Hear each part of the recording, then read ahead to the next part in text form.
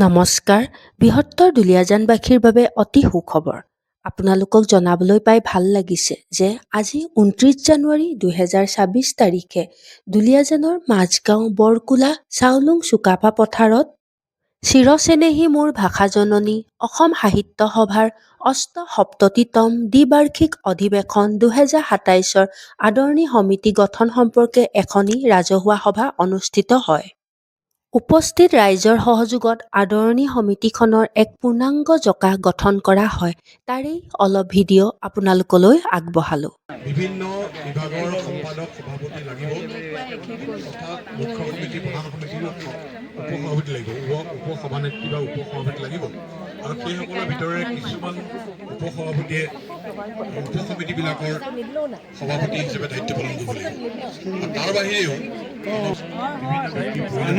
ইতিমধ্যে গুৰুং ডাঙৰীয়াই কৈছে যে প্ৰায় ১৫০০-৩০,০০০ মান মানুহ আমাক লাগিব সমিতিখনত আৰু চেষ্টা হ'ব সমিতিটো আছে। ভিডিঅ'টো শেষলৈকে চোৱাৰ বাবে অশেষ ধন্যবাদ।